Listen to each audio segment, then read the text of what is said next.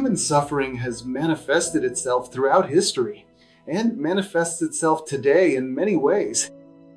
It's clear that not everything in life is suffering, and that the truth is that pain and joy, happiness and sorrow constitute the ongoing drama of our entire human existence.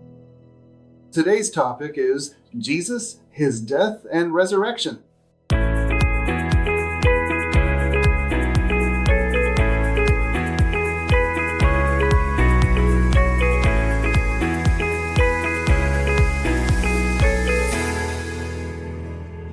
Only then is life bearable, since in times of suffering, we must hope that these will pass and that these pains will subside. But moments of success and joy will also come, and that is the time when we must prepare ourselves to strengthen our souls for when the dark moments or the dark nights come. The question of the sense or meaning of pain and the attempts to interpret it are from all times, since human beings have been capable of reflection. Why do we suffer? Or why do the innocent suffer? Or how is the existence of God reconciled with this reality of pain and evil? People have passionately sought decisive answers to these distressing questions. The question of why we have times of joy or happiness, of peace and delight, has not been as concerning, although they are as mysterious as the others. The tragic death of a man or a woman will always attract everyone's attention, especially if this death is perceived as an act of injustice and evil. Jesus, the beautiful messenger of God, experienced a tragic death as a result of the religious and political misunderstanding of his world, a selfish world without love.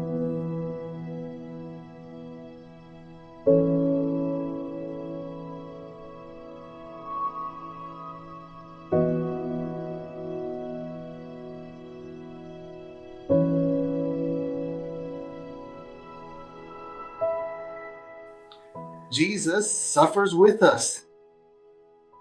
The incarnate mystery of God experiences life among us and also learns to suffer with us. It is a very empathetic way in which God approaches humans, as the text of Philippians describes very well. Let's remember this text. Let's read it, and let's try to extract from these beautiful words the truth hidden within them. Though he existed with the very being of God, he did not cling to his equality with him, but instead gave up what was his and took on the nature of a servant.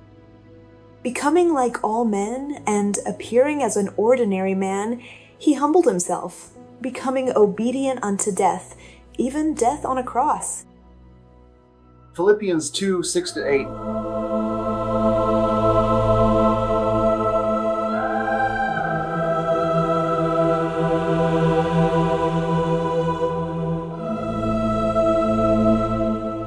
Principle of great humility from God's messenger was to take human form, to share this world in our own nature, and become a friend to mankind. And with that level of communication, to offer with sweetness and simplicity the message that would change us forever.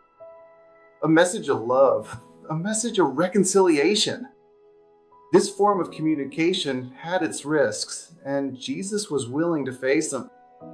The humiliation spoken of in the letter to the Philippians is not in simply becoming a man, but rather in allowing himself to be hurt out of love, so as not to fail in his commitment to God's message.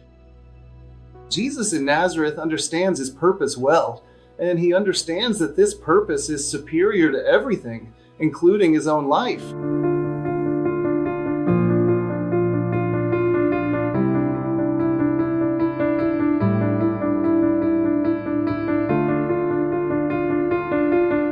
Whoever tries to save their life will lose it, but whoever loses their life for my sake will save it. Matthew 10:39. It is the echo of Jesus' voice in the text of Matthew chapter 10, verse 39. We live with a purpose, and we also die for some purpose. In the end, a life has meaning if it is linked to a purpose.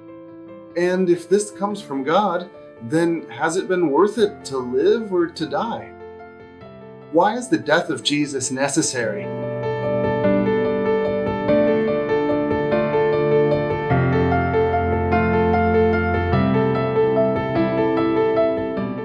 This has been the work of theologians since the beginning of the Christian movement, to find a clear meaning for the death of Jesus. In Article 15 of the Declaration of Faith of the Anglican Church, we find the following.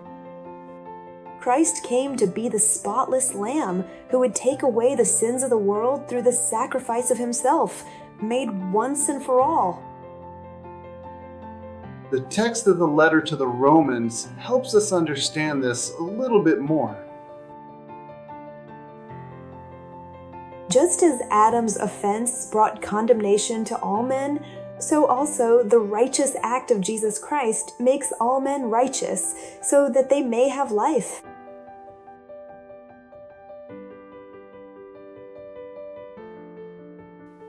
The ancient idea that the blood of the spotless lamb can atone for the sins of the offender against God is something that will be present in this text.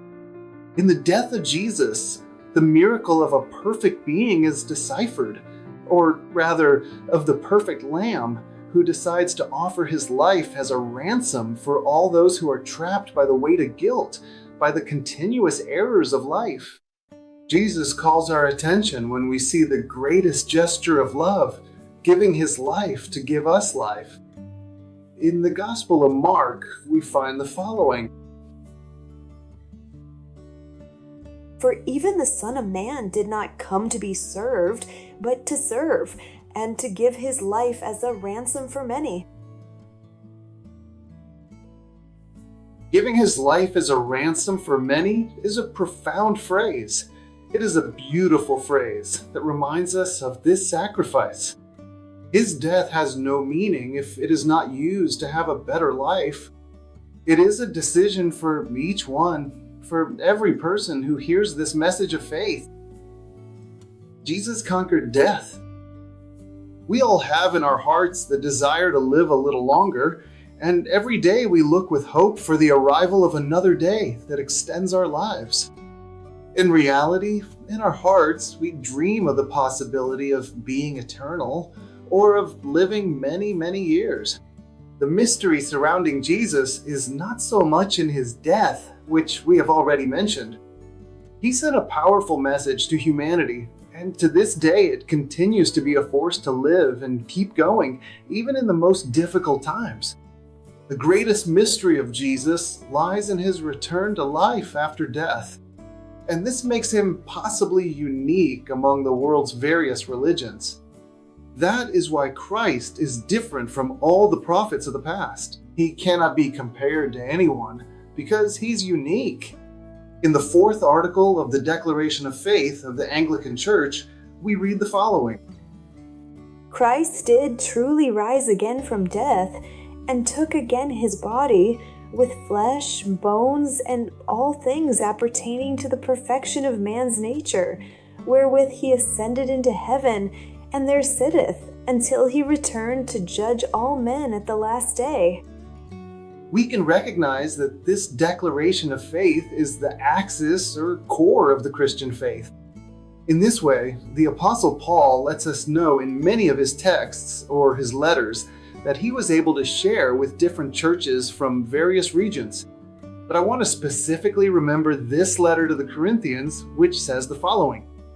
If Christ has not been raised, your faith is futile. You are still in your sins. The testimony of the apostles is fundamental. That he was raised on the 3rd day, and that he appeared to Cephas, and then to the 12. After that, he appeared to more than 500 brothers at the same time, most of whom are still living, though some have fallen asleep. Then he appeared to James, and then to all the apostles. And last of all, he appeared to me also, as to one abnormally born.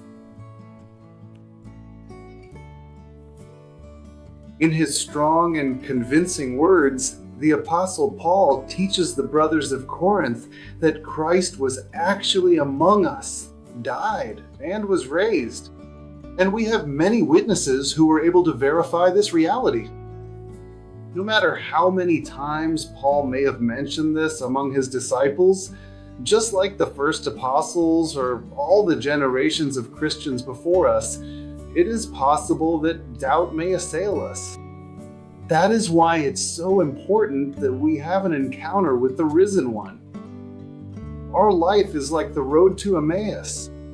Let us ask our Christ to reveal himself to us, and this will be enough. If you pay attention and open your senses in every Eucharist to a wonderful opportunity to meet again with the risen one, remember what the text of Luke says. When they were already seated at the table, he took the bread in his hands, and having given thanks to God, he broke it and gave it to them. At that moment, their eyes were opened, and they recognized Jesus. I invite you to share with your classmates your testimony of faith, and if you've had a special encounter with the risen one.